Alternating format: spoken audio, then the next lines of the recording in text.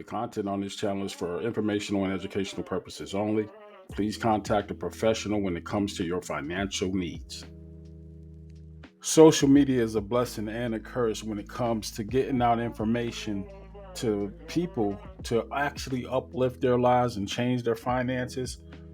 It's a blessing that you have a platform that can reach thousands, but it is also a curse when that message turns into a grift. Now, I'm going to go into some things that I find personally offensive when it comes to getting out the type of information that we put out here for free and how that information is transmitted.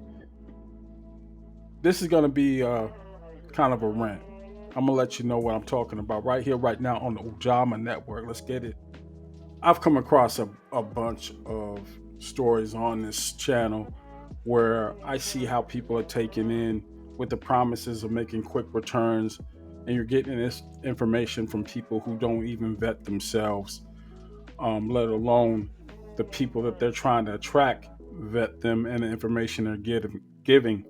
Now, again, the platform is such that anybody can jump online like I'm doing with a microphone and a camera and just say whatever. But when you stop and think about who you're getting that information from, some red flags should pop up. You wouldn't dare deal with some of these people that have been caught up in these situations if you did a little bit of research about them. And now this is not to say that everybody out there with a hard scrabble background because is a crook, because I had a hard scrabble background. I don't consider myself a crook, but I also don't ask you for any cash. Aside from selling some merchandise on my channel that I'm just now getting kind of the hang of, that's a choice, and I don't even mention it. I just leave the links at the bottom. But that's a product, right? One of the first big red flags to me when it comes to getting information from the internet: beware of the visuals and the aesthetics. What I mean by that, in this space, especially with crypto, there are a lot of guys out there that have some great information. People who have spent time and years developing their craft and getting out that information. Now, the more popular your channel is, the more likely it is that somebody might click on a like and a subscribe, which drives revenue. As soon as you get to a certain number and you get some sponsors or you can get some thank yous, those are cool. What I'm talking about are people who want to sell you a program, want to sell you their presence. These are things to avoid. Do not drop a dime on somebody just wanting to be around you, because these type of influencers, the only thing they're trying to influence you to do is to get some of the money in your pocket into theirs. That's what they're using their influence for. It's not a good trade-off. You know, the information that I have that I give freely here, and I don't care if this comes off as knocking other channels, it is what it is. There's a way of going about it, and it doesn't necessarily have to end in grifts that ends in a lot of unfulfilled promises and some things that weren't said or should have been said, or things that you thought you heard and then come back from the person who gave you this lie and says, oh no, that's not what I meant. You got to be aware. Watch these individuals like a hawk. And what you're watching for is, like I said earlier, are the aesthetics. Stay away from people with, I'm just put it like this. If a brother got a bunch of gold teeth, you know, flashy jewelry, this ain't flashy. This is symbolic of something. Real flamboyant, brand name clothes, and a lot of smiles. I barely smile on this channel. Um, and it's not because I think that this isn't a joyful endeavor. It's because you have to present a certain level of seriousness when you're trying to be perceived as serious. I think that individuals who do a lot of smiling, a lot of dancing in Gucci shirts and whatnot, yo, honestly, they want you to see them and these trinkets as a symbol of prosperity and wealth, right? But do you wear your wealth? Be honest. Because again, having that hard scrabble background, if I got on this channel flashing a $20,000 watch or, some rhinestone or diamond studded glasses, you looking like something to eat. I'm not necessarily looking at you to get advice from or how you got it. No, I'm trying to get what you got. You feel me? Um, that's a mixed message, especially when it comes to crypto and investing. That's not an investment. That is some aesthetics. You're spending a lot of cash on some visuals in the attempt to attract more people to look at you and associate that look with wealth. That's an aesthetic thing. Now, are everyone guilty? Are all these podcasters guilty of that? Nah, not all of them. And there's nothing wrong with purchasing things that you like that may have a high dollar amount. But again, I question the logic in wearing $5,000 around your neck instead of having it invested. That's just me, and that's my one first sign to stay away from an individual. And even if they're giving you great information, you gotta think about what's motivating that. That's just one of my red flags. Now, is it just a grift? Absolutely not. Some of these guys offend all five of your senses. We're just gonna go over the first two or three. The first was the visual offense of you wearing that wealth. The second is what comes out of your mouth. Stay away from spellcasters.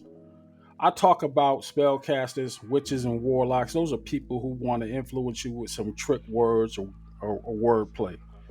Think about when you went into that car dealership one time and how you asked, "Hey, what's the walkout price on this vehicle? What's the out the door price?" And you got every word except for the answer of the question that you asked for. That to me is a sign of disrespect, flat out. There's nothing else to it. If the goal of you getting to a dealership is to purchase a car, I am not wanting to go sit down. I don't want to chat. Actually, if the car is for sale and I can look it up online, maybe that's where it should stop at. Maybe I don't even leave out the house until I get that out the door price. Now there are so many more um, clues when it comes to that, and I'm going to give a free plug to a channel that I use myself called Car Edge. I'm not sponsored by those guys. They're a father and son duo, and they definitely put you up on game when it comes to what to look out for and what you're going to be facing when you go get a vehicle, especially in these really expensive times. But car dealers are just one aspect of a spellcaster.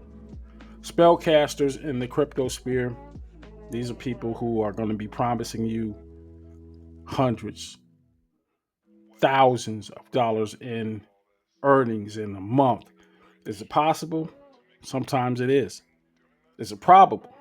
Not right now. And if it costs you $1 to make $1, meaning give it to someone else and not invest it, then that's a red flag. It simply is. Information like what you get from these seminars are nothing more than motivational speeches. All right. Spell casting. I want to sell you a dream. All right. I'm not here to listen to you sell me anything. Show me some returns. Show me some actuals and factuals. And those actuals and factuals better be based in US law. We've seen a lot of individuals get on here make these claims, sell a class, and go to jail because they grifting. They have sold you on a dream. You've paid hundreds, if not thousands of dollars, and they're doing it not out of their greed, but yours. You thought you could make up a few $100 off of $10. You believe that so much that you gave this individual your hard earned money, not realizing he's taking your hard earned money and buying that gold chain. Understand the kind of grift and spell casting that comes with a lot of people who uses that mic and this mouth to get you to do something that you normally wouldn't do. Yeah, that is a red flag. Now remember for this last one, these magic words. If someone ever tells you all you gotta do is, and you fill in the blanks, if that all you gotta do is some form of hook or crook, bounce. Don't listen. Don't question. Get up out your chair and walk up out of there or wherever you are. Drop that phone call, whatever you gotta do. All you gotta do will end you up in jail. Bottom line. There are so many people who literally got online kikiing and hee-heeing and straight up talking about fraud. Things that were other than ethical right off rip and didn't really care how it was coming across because they were having a good time and they want you to have a good time too, right? Okay, that's the image again that's being projected. But there was a couple of them, and another individual, his advice I respect when it comes to financial matters, and that's Thornton on the Pocket Watcher podcast.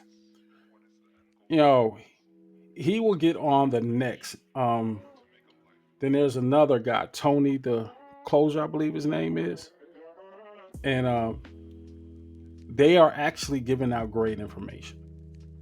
And if either one of those individuals, which I know Thornton doesn't make his money off of grift because he's an actual certified public accountant, and you pay him for that service. You know, making money off of internet is just another thing that he gets to do because of the knowledge that he has and how he's vetting himself. But again, as soon as you hear that hook or crook, and he went over a few of them. I called into his show one time. Actually, I sent a message up to his show, letting him know about a certain individual down in Florida. Was in the news recently, and this week and a couple of weeks ago when I made this post, that the judge had kind of finally had it with her shenanigans and wanted to see her and get some information about this grip that she had going on with these Airbnbs. Not going to name drop it, but I've had a video on this subject years ago, and it's just now catching up to it. One of the things we found out this week that not only is she saying that she doesn't have any idea what his money is and doesn't have any money, she's gone online several times talking directly to some of these investors and flat out told them, you ain't getting your money back. Her words, not mine. And that was played before the court. Okay, not a good look. In addition to that, what she did testify to is that she's destitute, and evidently everybody in that uh, town down in Duval, in Florida, they know the circle she runs with, and yeah, that ain't somebody you would typically want to give thousands of dollars to. Now it's looking like $1.3 million of grift, and that's just one example. There are so many of them out there. Just be careful of who you part your money with. And again, why are you not doing what they did? These individuals are selling you on something, right? Now, should they be compensated for their struggles? I guess so, but you got to tell me what that value is. Um, Information is free as water. It just depends on how good that information is. Can you show some gratitude after the fact? Cool. But look, man, if somebody's straight up telling you, hey, it's going to cost you $5,000 to figure out what I did, maybe it ain't worth it. I'm just going to put it out there. Maybe you need to keep those thousands in your pocket and put it towards some solid funds, or or practice your trading skills. Get with a certified organization that, at least if you pay for it, that information, there is a possibility that you could turn that into income by selling a service and being an accredited individual yourself. I'm going to just drop it right here. Um, Honestly, this was a well needed rant, a distraction from all the news that's going on today. I always tell people to mind the business that pays you. There's so much negativity in this world right now. I'm not going to jump into it. I just want you to be aware. I'll talk to you later. Thank you. Thank you.